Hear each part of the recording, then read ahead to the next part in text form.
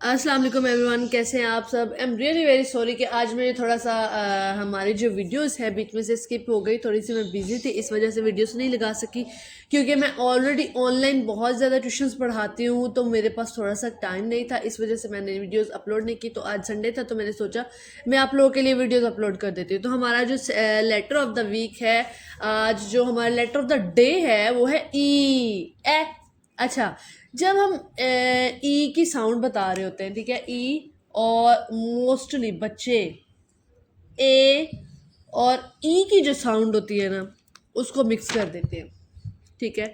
अब इनमें डिफरेंस क्या होता है? सबसे बड़ा डिफरेंस है कि आपने अपना फेस, जो अपना माउथ एक्सप्रेशन है ना, वो बच्चों को दिखाना है कि आप किस तरह से वॉइस जो है ना वो निकाल सकती हैं अपने मुंह से, ठीक है। जैसे कि सबसे पहले हमने ए की पढ़ी थी, मैंने आप लोगों को उस दिन भी पहली वीडियोस में भी बताया था कि जब हम ए की साउंड जो है वो निकालते हैं अपने मुंह से, जब प्ले करते हैं तो हम करते हैं ए।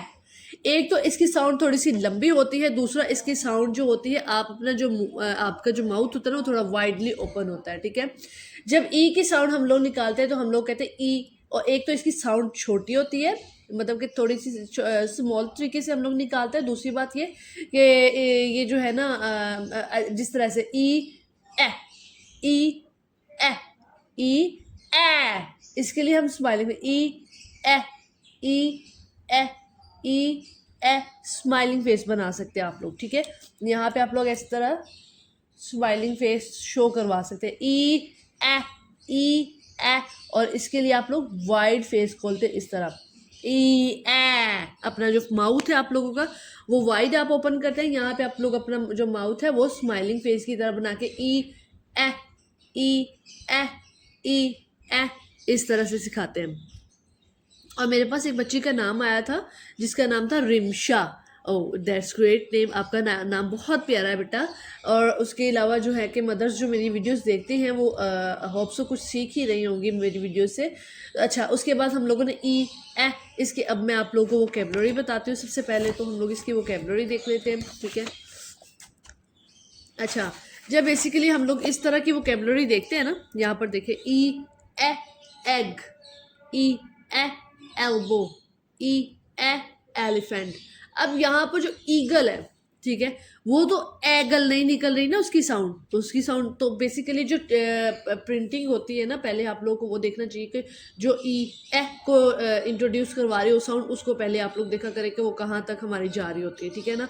ये अगर ना भी आप लोग पहले इंट्रोड्यूस करवाएंगे तो कोई मसला नहीं होता। सबसे पहले इन चीज़ों को इंट्रोड्यूस करवाएं जो ए की साउंड प्ले करे, ई ए एग, ई ए एल्बो, ई ए एलिफेंट। जैसे कि आई की साउंड होती है आई ई इग्लू, आई ई इंसेक्ट, लेकिन उसमें आ जाता है आई आइसक्रीम, ठीक है। वहां पे आई क्यों आया, ये भी तो फिर आपको बच्चों को बताना चाहिए ना कि आई क्यों आया है।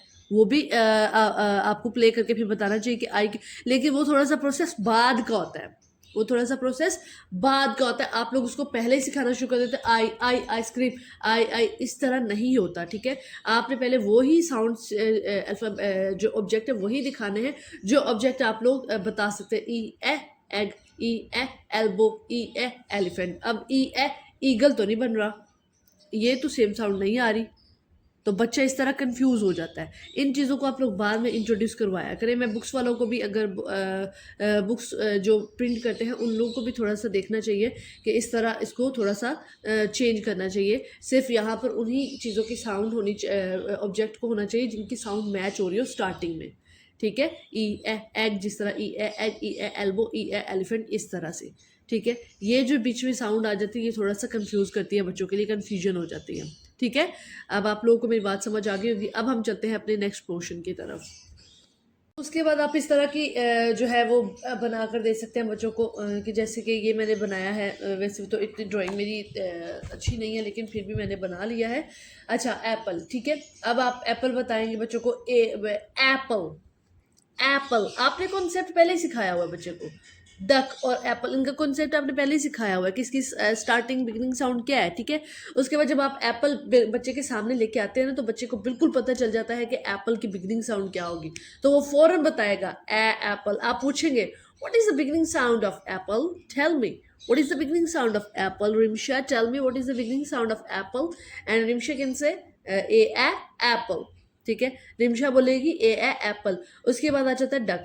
डक के बाद हम लोग जब डक हम पूछेंगे बच्चों को what is the beginning sound of duck, तो बच्चा पहले थोड़ी देर अगर थिंक करना चाहे तो आप बोले think about it and then let me no.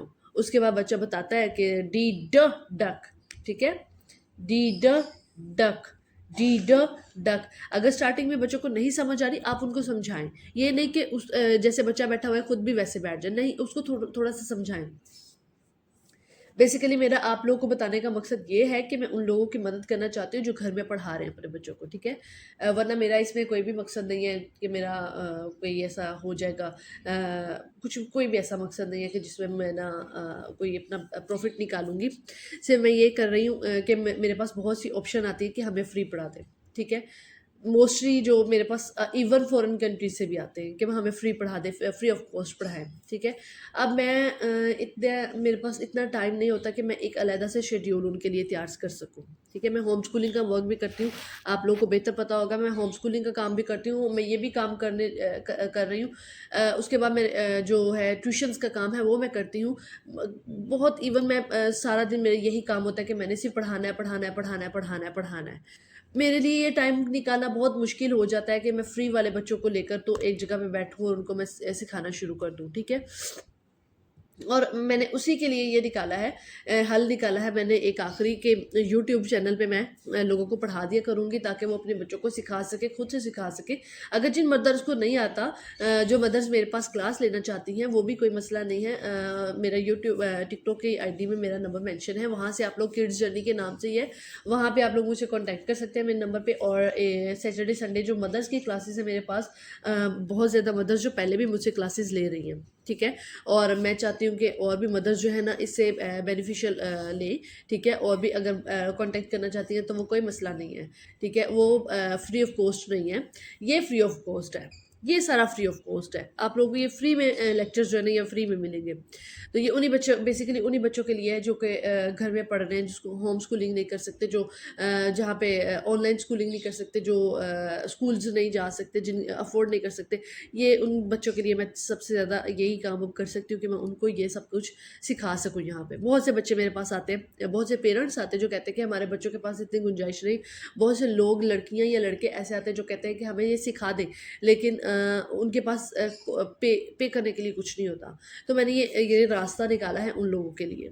तो प्लीज़ आप लोग यहाँ से सीख सकते हैं, मेरी वीडियो से सीख सकते हैं. मैं आप लोगों को यहाँ पे सिखा रही हूँ, तो काइंडली आप लोग मुझे फॉलो करें, सब्सक्राइब करें और देखें मेरी वीडियोस को. इंशाल्लाह आप लोगों को ज़रूर इससे कोई ना कोई चीज़ हासिल ही होगी.